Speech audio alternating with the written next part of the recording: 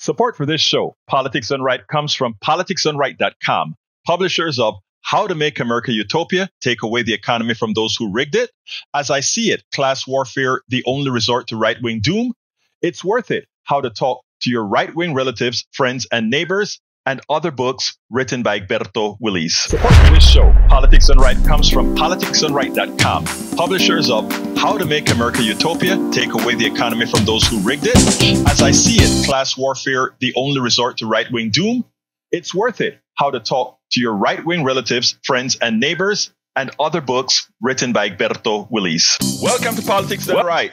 My name is Egberto Willies, your host. Good morning, Houston. Good morning, Harris County. Good morning to the great state of Texas. Good morning to Northeast Texas, Southeast Texas, Northwest Louisiana, Southwest Louisiana, and to every nook and cranny receiving our signals from our 100,000 watt transmitter into those magical boxes known as radios, aka the Howard Reynolds machines. Anyway, folks, we're going to have a great show for you today. Welcome to our international audience via the internet, that magical electronic means of communication created by whom? We the people. We the people invested in it. We the people's intellect formed it as a few billionaires take control of it. As we move forward, folks, we are going to learn how to take it all back, remembering that we need an economic system that works for us all and does not inherent to it take away our intellect, our worth, and our own capital. Anyway, folks, let's go to the studio before we get busy. Oh, my intellect disappeared years and years ago. Right, Jack? Yeah, today, Howard is Howard Sansui, and I'm Jack Morantz, named after those FM boxes. Magical FM boxes. And believe me, folks, it is truly magic and miraculous. And just an amazing how it actually does work and who figured this stuff out. Especially above 50 decibels. Mm-hmm. Yeah, that's how we like to listen to our music around here. The neighbors get a little disturbed, but we're okay.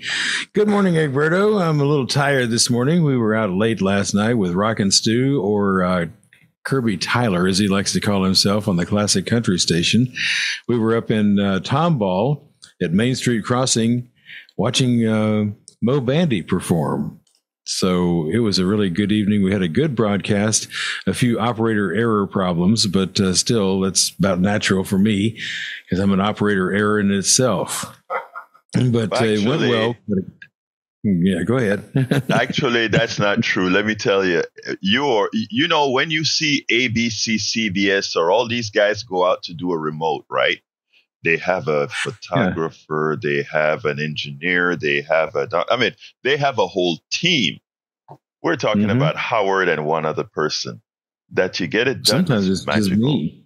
And sometimes it's just me out there doing it. Yeah. Sometimes Stuart's busy and can't do it. But he loves. So let's remember. Wait. So let's remember that. Let's remember that, folks. What you see those big shops do to have a remote, our guy Howard Reynolds does it all by his lonesome. All right. And I'm sometimes talent too, like I was last night.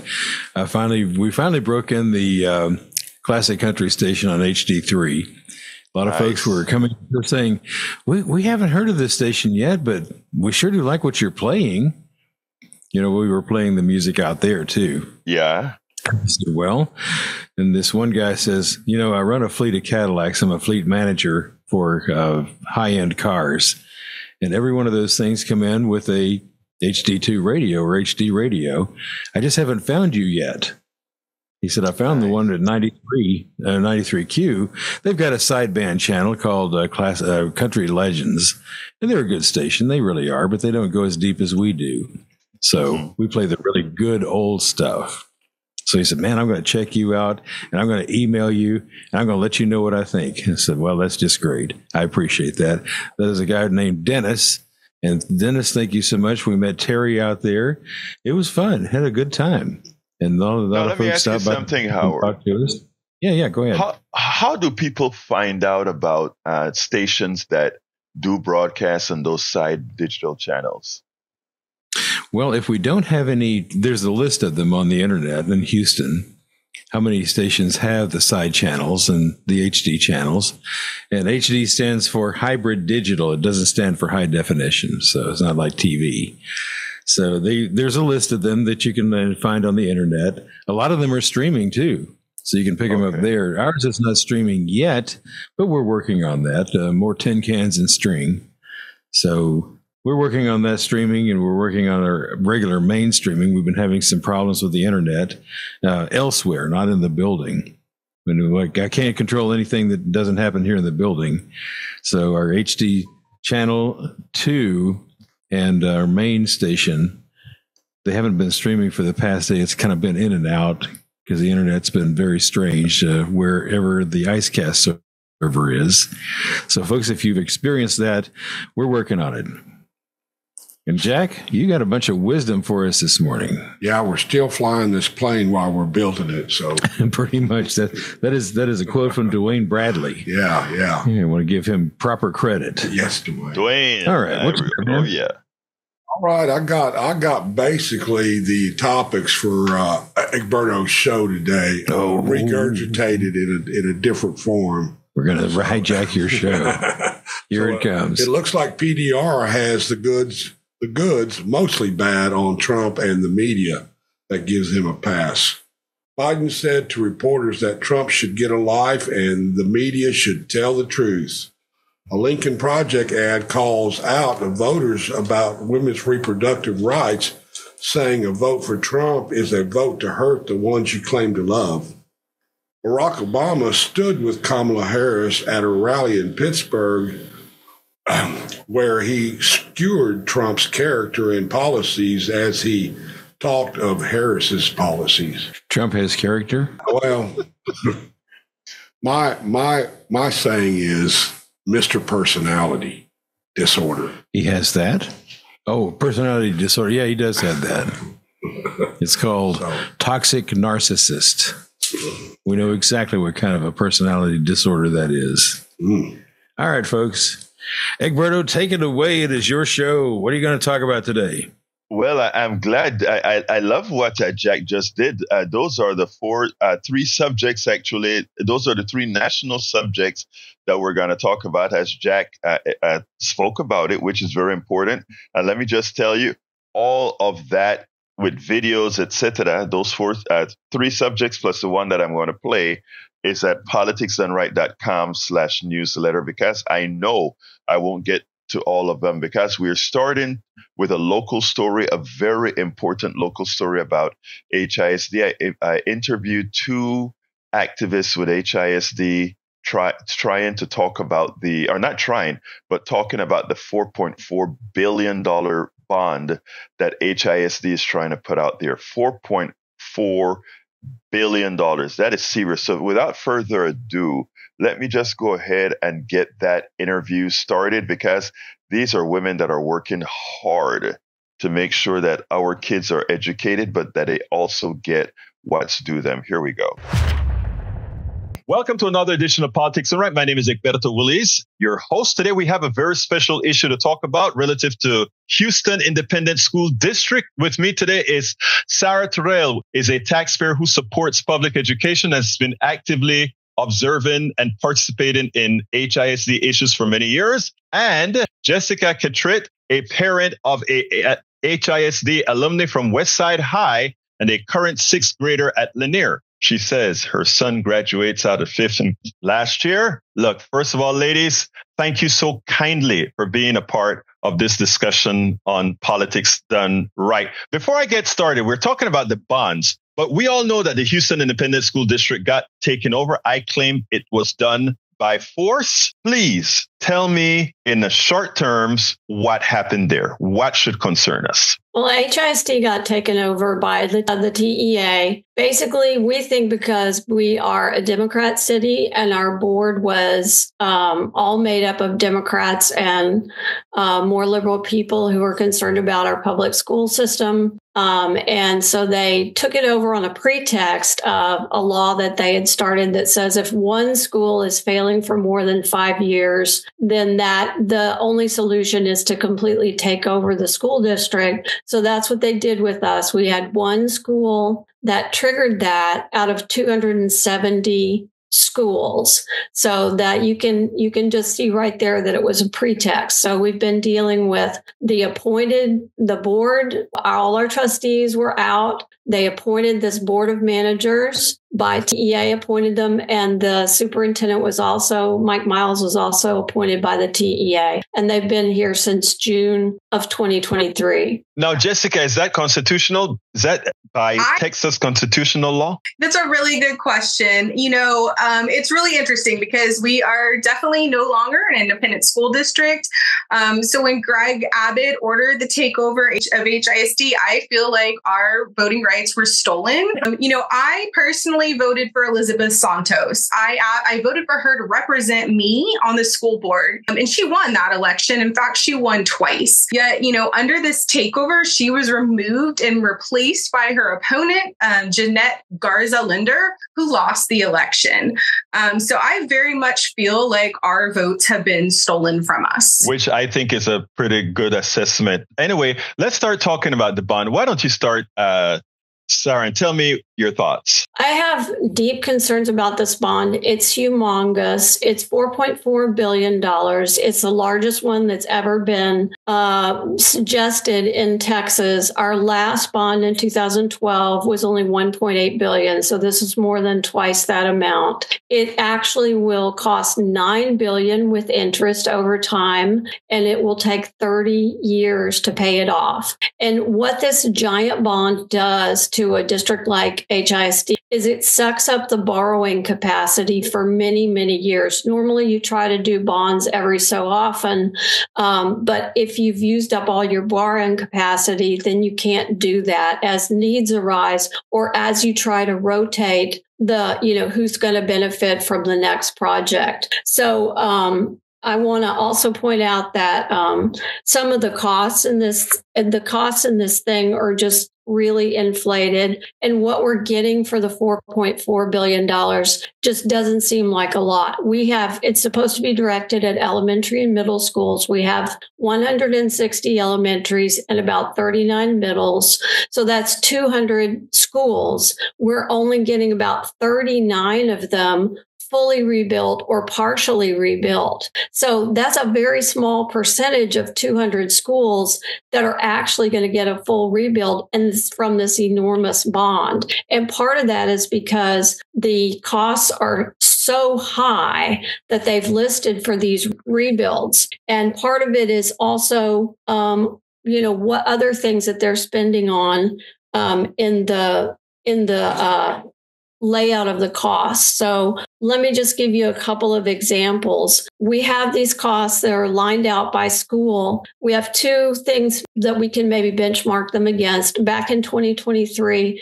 HISD did a facilities survey of all the schools, and they wrote down replacement costs for each one. Now, those are they seem a little bit low to me, but they're not completely out of the question. And the other benchmark we can use is with Alvin ISD, which is also doing a bond this November, and they have both elementary and middle and one middle school on their bond proposal. So, for instance, we will be investing. We have a middle school called Frank Black Middle School. We're going to rebuild it completely for $178 million. The replacement cost estimated 1.5 years ago was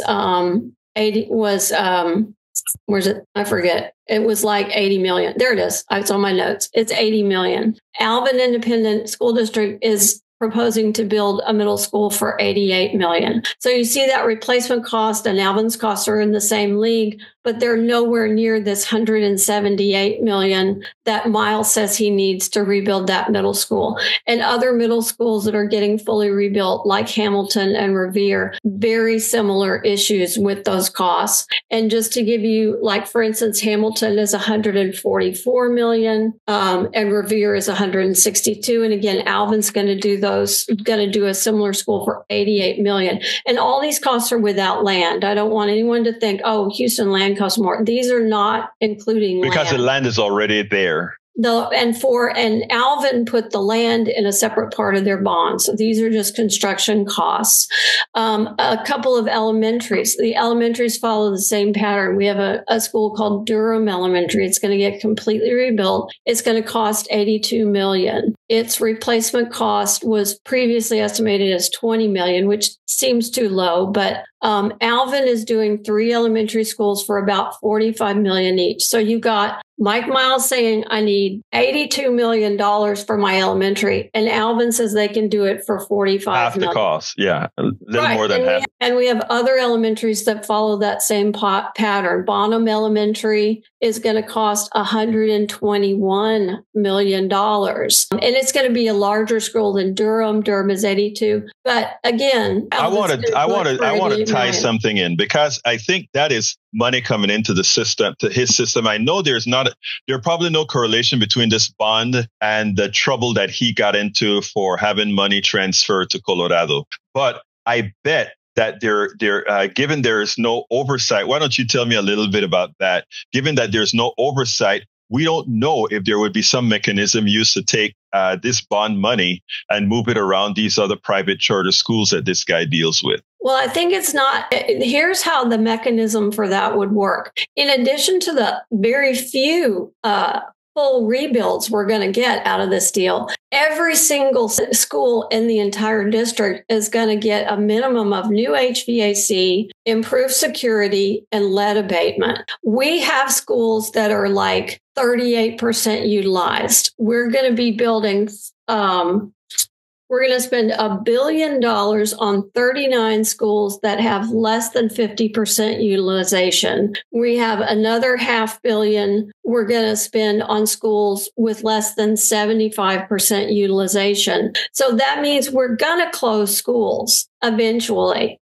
But first, we're going to fix them up. So Is that going to be a gift to the charter school industry? Yes, that's exactly what it is. Very possibly. Or the private schools. If the voucher bill passes and we get every state that's had a voucher bill pass, they've had just private schools that charge exactly the voucher amount for their tuition springing up all over the place. And these schools, which are now up to code and somewhat revitalized, are going to be perfect for charters and privates to move into. So that's how you're going to move the money out of the public sector and potentially into the private and companies sector. Like his charter school system can manage them. Jessica, give me your thoughts. Yeah, well, this is really a good topic. I am voting no on this bond. I've never voted no on a school bond before. And, all of us who are out here speaking out against it,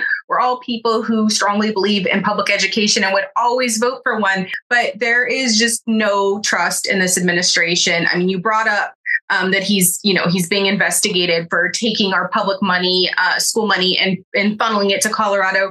But there's a lot of other things that have happened as well.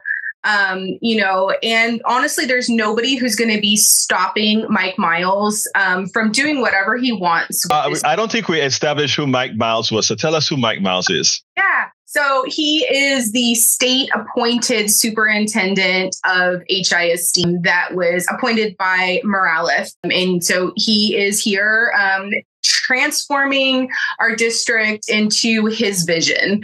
But there's a lot of problems with his vision. It is not research backed. All of our teachers are telling us that the methods that he's instituting have no research backing, and they're in fact harmful to our kids. He has a very checkered history. He was a superintendent in Dallas. They fired him and got rid of him. And now we're here, then he was this charter school network. A failed charter school, a financially failed charter school system. Yeah. And now he's here, and now we're stuck with him. And, he has been, since this takeover has started, he has been intimidating and stalking our teachers, manipulating families, and our teachers are, they're leaving. They're voting with their feet. We've lost 4,000 of 10,000 of our teachers so far, and they're being replaced with unqualified, uncertified. Uncertified, yeah. But as far as the trust goes, as a parent, he again and again has shown that, he talks a good game, but the things he's saying are lies and he's manipulating us. For example, last year, my child's fine arts magnet was announced as being one of the schools slated to be converted into his new education system this year. At the community meeting for that, parents asked for a guarantee that our principal would stay, and that was the deciding factor for many families in choosing to stay. The administrator there told us that she saw no reason to replace an amazing principal, and as long as Dr. Clark wanted to stay, they wanted her leading our school. Well, after school choice, the deadline closed and families could no longer apply to transfer their kids out. They fired her. We've been told that high-performing schools have autonomy, but in reality, the teachers at our A-rated schools are being forced to follow this rigid NES model or be punished. He is closing our libraries and firing librarians. The libraries are being turned into these barren test prep centers. And the justification for that is they're telling us that they're too expensive. Yet every NES school in the district, every elementary school gets adult-sized spin bikes that the kids can't use that just sit in the way. They tell us we can't afford wraparound specialists that are in charge of ensuring that all kids have what they need to succeed in school. But Miles was able to introduce himself to the district with a $400,000 musical starring himself in mocking the community. We had a child that died in a hot gym in the first week of school, and there was no functioning AED on site during that incident.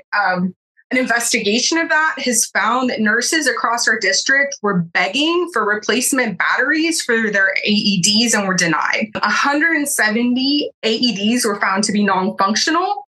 And also the people responsible for maintaining our HVAC systems, they were also cut because of budget reasons. So, I don't trust this administration because they lie to us over and over and they make terrible judgments. As I see it, what you're saying is you've completely lost trust in this person. So how do you give him trust for a several $billion-dollar bond? So let me go back to Sarah here, because Sarah, I think anybody listening to us right now would hear all the grievances that Jessica spoke about and really have to ask the question, why would we support a bond for somebody who and this doesn't only come from both of you, but there have been several articles out there documented this person's history to understand that he has no place controlling, first of all, a district of our size, and let alone put the district in the kind of debt that he's going to attempt to put the district in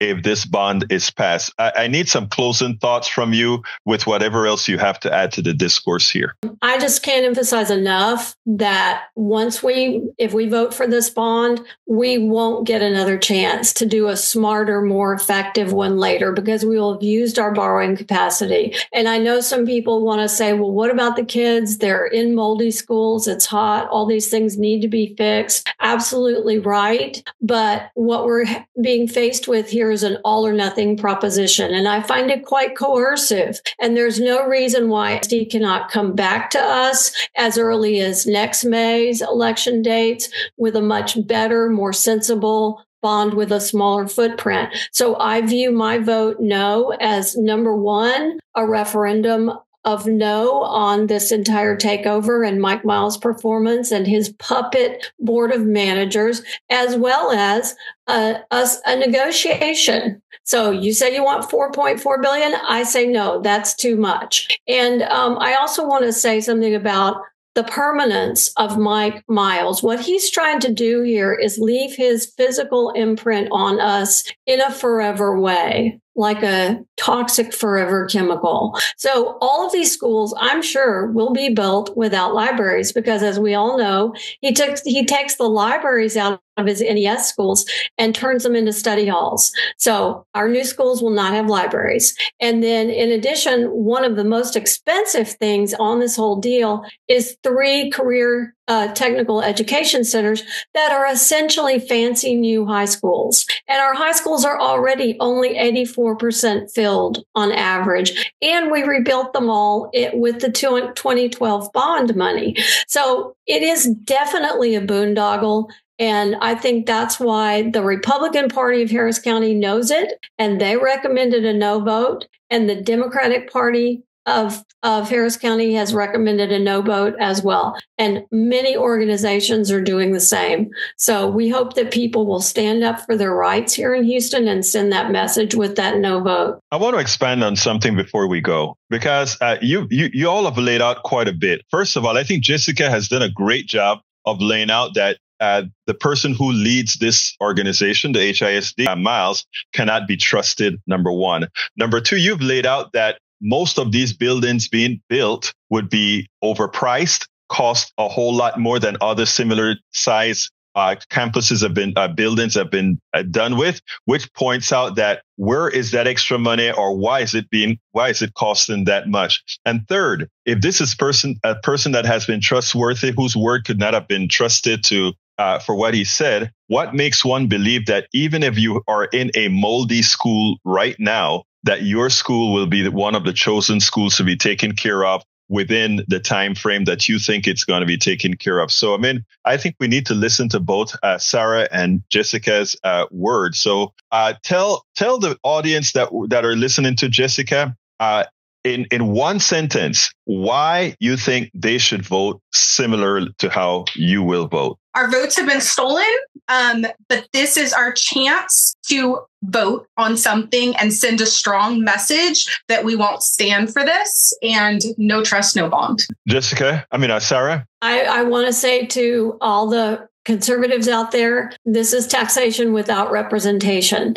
And there is no electoral accountability for either Mike Miles or the puppet board that okay every single thing he does. And the oversight committee that he will appoint, that he will decide who goes on to, is going to be window dressing with the same thing. Anything Mike Miles wants, he's going to get out of these people. He's spending other people's money. Right. That's what it is. He's a profligate spender already. When he came in, we had a $1.1 billion surplus of funds in HISD, and he spent it down by $250 million in the first year on his NES programs. We have nothing permanent to show for that. No new schools, no new buildings, nothing. And so he's just, he definitely spends like it's other people's money, and he can do whatever he wants with it because he's not elected and he's not accountable to a board that's elected. So he just does whatever the hell he wants. Yeah, there's no one to hold him accountable at all. We can't give him this money because we'll never get it back, and we'll have no way, absolutely no way, of making sure that it's sensibly well spent. Sarah, Terrell, and Jessica Catrett, thank you so kindly for having been on Politics Done Right. Thank you for having us on your show, for the opportunity to talk to this important issue. Anyway, folks, I hope you heard that. So those people who have the HISD vote on their ballots, it's not the entire Harris County. Do remember that your vote must be an informed vote. Do your research. We just brought you Jessica Catrett and Sarah Terrell with this with the assessment, and these are women that's been working with the HISD as HISD. I call them activists, but really they are all concerned parents that's been working for quite a while. Please, folks, remember the telephone number is 713-526-5738. Again, that number is 713-526-5738. And Patrick is on the line. Good morning, Patrick. How are you doing this morning, my brother? Good morning. Happy Friday. Happy Friday. Is this bond coming up on the general election? Yes, ballot? I believe it is. I think it's on November 8th, but I'm not.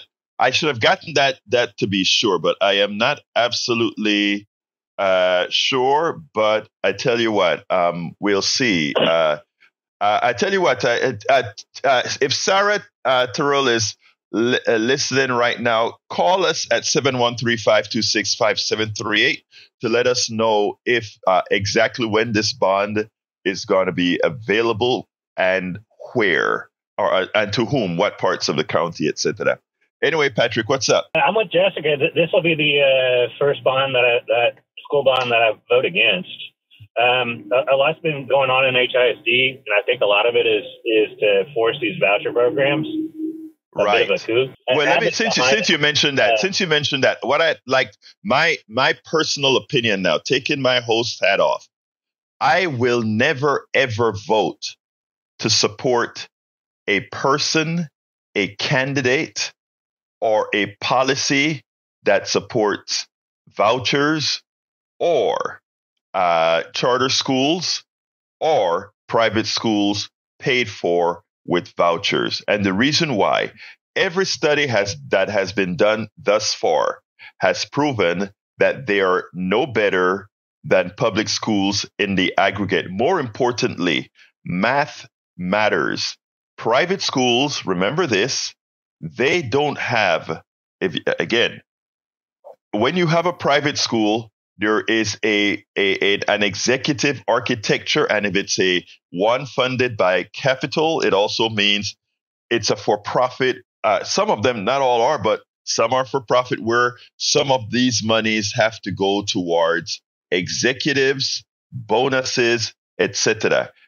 The private sector absolutely does not belong in schools paid for with public money. You don't get the bang for your buck because some of that money is skimmed for executives and shareholders. There are no two ways about it.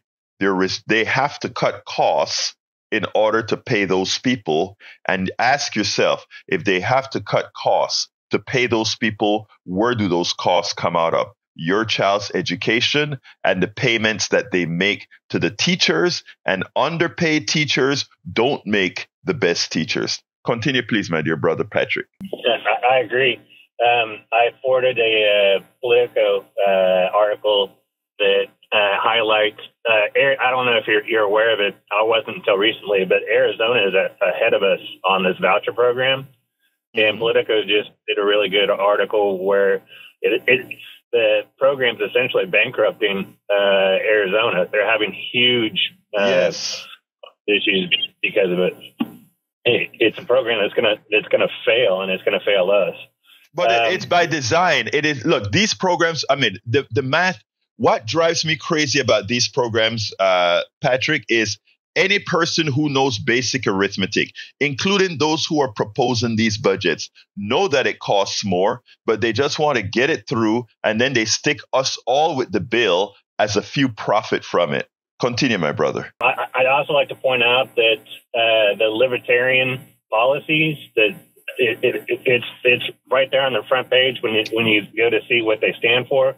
They have no interest, and they do not want to provide public education. And Abbott sued recently to get the right for public education off of Texas's books. Right. So, right. That is a shame. Just be aware who you're supporting. Yeah, go ahead. Yeah. No. Is there anything else you want to add before we move on? No, it was a great interview, and I appreciate it, because this is definitely something that I will follow to the polls. Right, and it's not only that. I hope you instruct, you show other people that, and if they need to hear the interview again, of course, we provide the interview on our archives at kpft.org. The archive will be there, as well as at politicsdoneright.com. But thank you so kindly for calling in, Patrick. Let's go ahead and bring Sarah into the conversation. Sarah is Sarah Terrell. She's a person who I interviewed. She's going to give us a bit more clarification as far as the voting, etc. Sarah, you're on. Hey, Egberto, thanks for the show. I think it's just so helpful for people to hear about these important local issues. And the answer is yes. The bond is on our November ballots. It's divided into two parts, A and B. please vote against both of them and make sure you go all the way down to the bottom of your ballot, because I haven't looked, but I understand that is the last thing on the last page. So go all the way down, vote no to Prop A and B, no trust, no bond. Now, one other question, Sarah. We did that interview a day or so ago. Is there anything that you want to add from what we spoke about? I think that we went around a bit about Miles's operation as a charter school person, and I just wanted to make sure people know exactly what that scandal is. So he started a company called Third Future Charter Schools in Colorado, and some of them are doing okay, but some of them are not doing well at all. So when he subsequently started a different type of charter school operation, one that just manages schools for public school districts, he did that in Texas. And so he got a lot of money from Texas school districts to manage these schools. And he sent a lot of, I shouldn't say he personally, but the Texas schools sent a ton of money, $25 million is reported, to the Colorado operation. And when asked to justify this, they could come up with nothing. No contract for overhead, no management contract, no invoices, nothing. So it was just, again, as I said in the interview, other people's money. And he takes it, once he has it, he takes it and he uses it however he wants. And he doesn't really have a sense of obligation to the public. And that's why he should not be, that's why he would never be the product of an elected board. He can only be the product of Greg Abbott stepping in and saying, we're going to take you over and we're going to ram this guy down your throat. So vote no. Thank you very much, Sarah. And thank you for that interview. That between you and Jessica Catrett, you guys did a great job in explaining to the audience about the bond. I don't think it's been done in that manner in anything that I've read thus far. So thank you so kindly for the work both of you are doing. Okay. Thank you, Egberto. All right, let's go to Johnny. Come on in, Johnny. All right, let's see. Johnny's line 2. There you go. Johnny, good morning, my brother. Talk to me. There you go. I heard it. Yeah, so not a shock, huh? Not a shock. I'm hearing and feeling echoes of Naomi Klein's warnings in her book on the disaster capitalism. The shock doctrine and disaster capitalism. Oh, yeah. Yeah. So they're hollowing out the public sector using all these scams like the charter school scam and Teach for America scam and the voucher scam. And what Greg Abbott did with the razor blades in the water, he's doing to education with Mike Miles. Mike Miles, like I told Steve Hunter, who used to be the host at 8 o'clock, I told him that this guy's unqualified. He's a creature of this Republican governor, and we will ruin the day when we see this guy allowed to stay and hollow out our education system. That's what they're doing, and they're taking money for themselves in the process. Just like when hedge fund guy Mitt Romney, when he hollowed out industries in the United States, sold equipment, and then moved those businesses overseas to Mexico and then to Malaysia. And then he had the audacity to steal people's retirement funds, but he's not in prison. And that's what's happening here. The only solution that we have, besides voting no on these Part A and Part B bond, is to push vociferously for a nationwide progressive income tax code like we had back in the early 1950s under Republican President Eisenhower, but with no loopholes for the ultra-wealthy. That's the financial base we need. It has to be done nationwide, because locally they don't have the power to raise the kind of money we need. Otherwise, they're going to scam it like they're trying to do right now. Johnny, now you've just mentioned scam. I want to show you something, because it was right there in the wordiology we had from Sarah.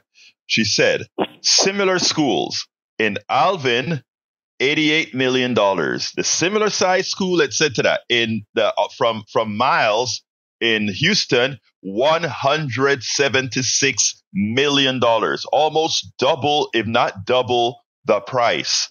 Where is that extra money going? Overpriced to pay off whom?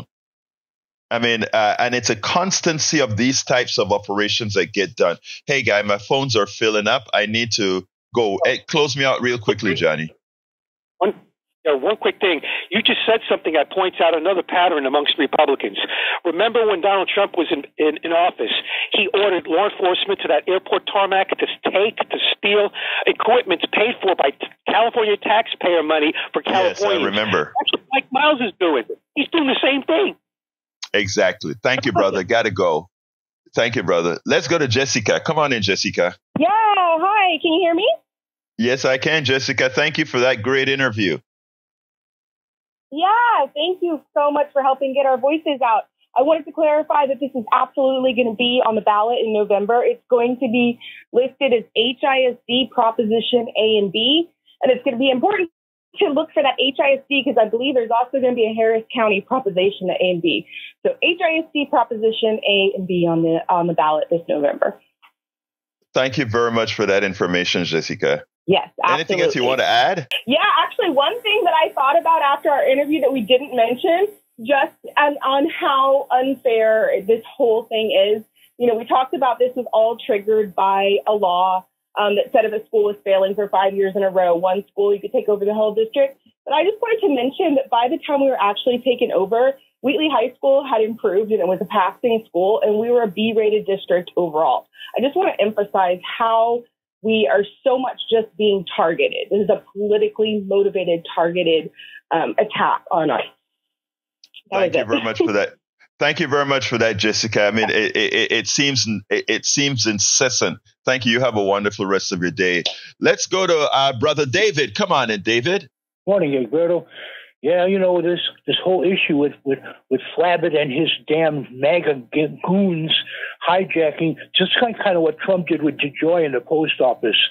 So they're gonna sabotage the HISD because they hate public so much. They got to find a way to privatize it to not only make profit so they can turn it into Christian supremacy. That's what they want to do. And I called for a different reason. I want to bring something. But David, I'm going to give you a chance to say your other reason, but I want to speak up for our postal brothers and sisters. Let me tell you. The Postal Service is one of the most efficiently run organizations, bar none, better than FedEx and all these other guys. And let me tell you how powerful that is. Yeah, let me add to this. I'm coming right back to you. Let me add the most efficient system. One other thing that they don't tell you about the post office is, whereas FedEx and UPS don't have to add billions of dollars to their retirement plans, Congress forced the U.S. Post Office to throw money into retirement funds to drain their funds and make it seem like they were running over budget. But secondly, let me tell you about FedEx, UPS, and DHL and all these other carriers. They don't go to all over the country as United States Postal Service does. And guess what? When they need their last mile or last few mile deliveries, guess who delivers the last mile for UPS, FedEx, and these other? It is the United States Postal Service, because they have an efficient network that is able to reach every single portion of the United States for under $1 for a first-class piece of mail. You cannot do that with FedEx, UPS, or any other ones, because they have to pay profits, they have to pay their executives, they have to pay their shareholders, everything else. Do not be fooled by the system that tells you that private sector is more efficient than the public sector. You are the public sector. You are the private sector. Different. The private sector is good for certain areas, while the public sector is good for others. Teaching and so forth, public sector. Restaurants, private sector. Continue, David. You're preaching to the choir, Egberto. When I say this, it's for the audience. I know you know all of this, David. I know you know all of this. Continue, please. Now, what I really wanted to bring up was an issue that has been bothering me for quite some time because I've listened to this person. Let me tell you something about Mr. Bryan. He's been calling these talk shows now for close to 25 years. Glenn Urbach had a show on back around the time of just ended Bill Clinton's administration through part of Bush administration, and he had to drop out of his show. Bryan used to call him with the same kind of polemic that he calls you about.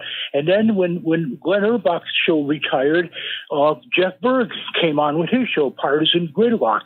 And Bryan used to call him in the same way that he's calling you. So the thing I'm saying about Bryan is this. He has made an effort to put his views out in a public forum. It's just like the saying goes with police when they're in a public, when they're public servants, they have no expectation of privacy. And Mr. Bryan, in this case, you have no expectation to be able to put your views out in a public forum like this radio station and not allow us to be able to challenge what we know is wrong, like what you did on You Talk yesterday when you're calling human-induced climate change a myth. Well, gee, Bryan, I'll tell you what, maybe for people like you who I suspect are very uneducated in respect to anything about meteorology, I don't think you have the wherewithal to try to educate me about climate change because you don't know a damn thing about climate in the first place. And I don't think I have to hedge my bets considering that I would lose the bet if I challenge you on what climate and difference between climate and weather is. So that's what I wanted to say. You're absolutely right. Climate change is a statement of fact, not a fig, and it's scientifically proven. So thank you very much for that, David. I got to get to Harry, okay? And Bryan is on the line waiting, so he'll get a chance to respond to whatever he wants to respond to as well, but we have some callers ahead. Bryan has a right to come on our show, our station, and say and you have that right, David, and you have that right to actually give an intelligent response, which you always do. Thank you, David. You have a wonderful rest of your day. Let's go to Brother Harry. Come on, Harry. Feliz bitterness. That's the word I forgot. Anyway. Yeah. Good morning, Harry. Talk to me. Anyway, let me get to my point. I want to thank the mayor of Politics Done Right. He's absolutely right. He did say those things to Steve Hunter, that Mike Miles is a creature. And like I said, I've said to you on this show many times before, you got to vote out Greg Abbott in 2 years. And that progressive tax code that the mayor of Politics Done Right keeps preaching, you're going to have to vote in more progressives here, and not only in this state, but also nationwide, so that we can go back to our 1950s when Eisenhower was in office and you had a 91% progressive tax code. People, you got to do that because they want, Mike Miles, that creature, just wants to destroy the public school system. He, like you said, Egberto, that money, and as Sarah and Jessica were talking about, that money goes to the shareholders and the executives. It doesn't invest in the kids because a lot of these kids are black and brown, and some of them are white people that can't go to a charter school or a public school because they can't afford it. And so they just want to, so those kids won't get educated. And then guess what? When they become old enough, then they go to juvenile facilities, or they go to they get them ready for the prison system, or they send them to the military. That's the idea with Greg Abbott, and I'll say Mike Miles. Harry, can I interrupt a second? Because I love what you just did there. I love what you just did there. You tied a failed school system with the penal system. I love that you did that, because that's exactly what we're doing here. We're using the people that we've failed and that and as a raw material to create charter schools. We're using the people that we failed.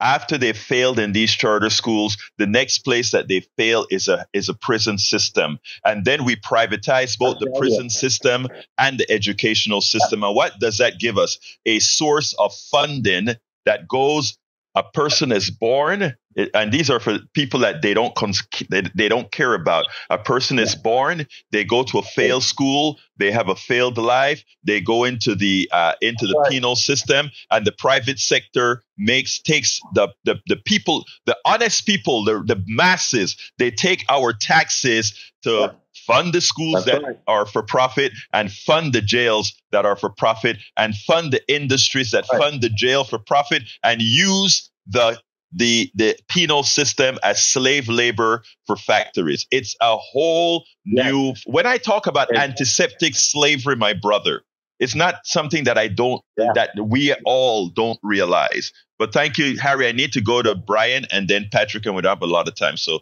thank you for bringing that correlation up. I'm sorry, we cut you quick. Let's go to Brian. Come on in, Brian. You got a couple minutes. I have how long? A couple minutes. Yeah, a couple minutes. Yeah, I just want to talk about Eric Adams and why he was indicted. Did he he pushed a COVID program for $11 million to a person that had a post office box? Was that why he was indicted? I don't have all the lists. I never read the indictment. Okay, well, Lena Hidalgo did push a $11 million COVID contract. He was indicted due to a business transaction by upgrading his hotels and his flight status. They indicted him for that. You know that the Department of Justice also suing Elon Musk for not hiring asylum seekers, not people that have been vetted through the asylum program and have been granted asylum, but asylum seekers. They're suing Elon Musk. Now, you know who Doug Emhoff is? Of course. That's Harris County, his husband? Yeah. Okay. He had an affair with his nanny, and they had a child. And August 3, 2024, there was 13 paragraphs about it in the New York Times. People magazine, August 4th, 24, they did not mention that she became pregnant and she no longer has a child. And Biden knew about this August 3, 2024. So who's the all right, Brian, I like what you do. You come and you tell all of that. And like I said, I give you the right to come on air and say these things because it does more for you. I mean, it does. Hold on. I'm done. I mean, it does more against you than try to change anything. Donald Trump has made the playing field for morality nil, period.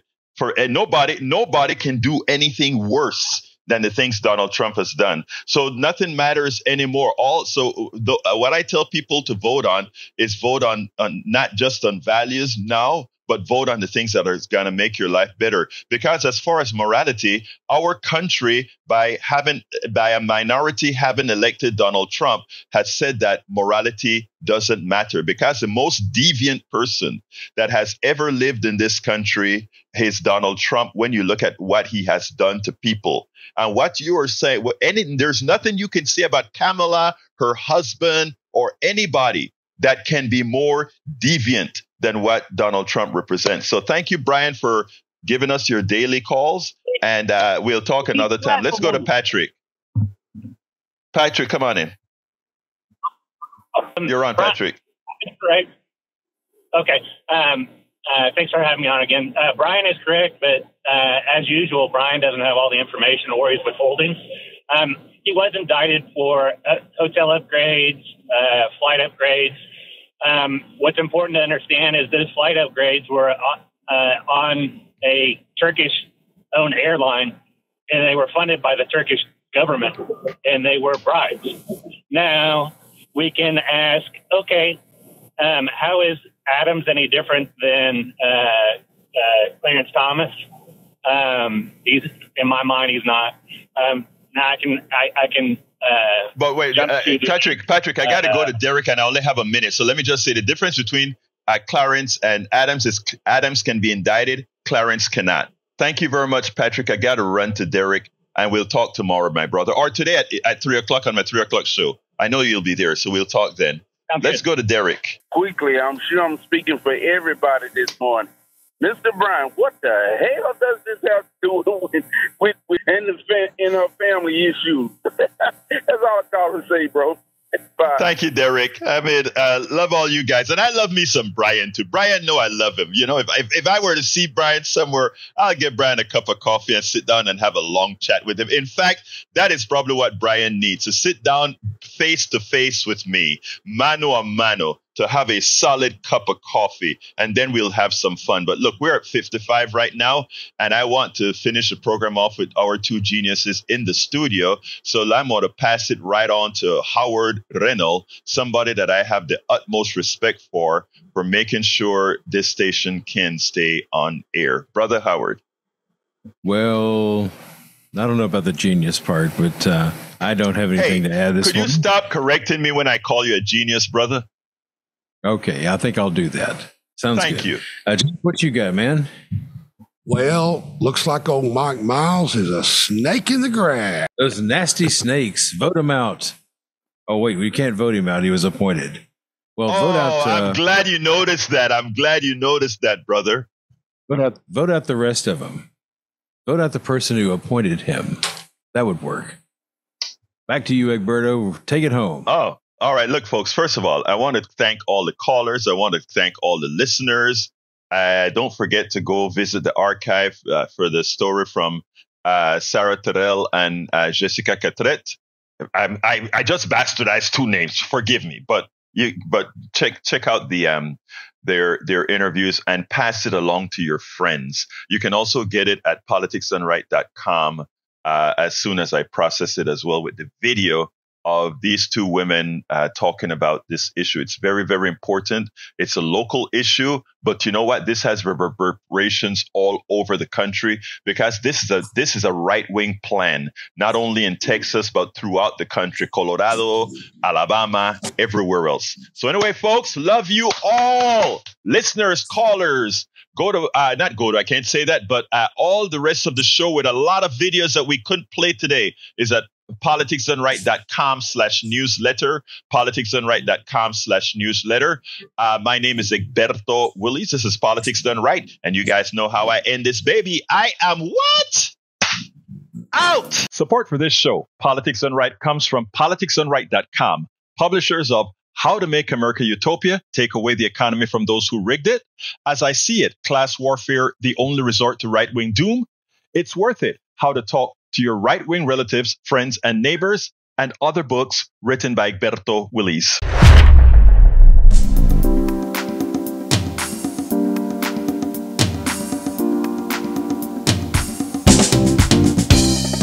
Welcome to Politics Done Right.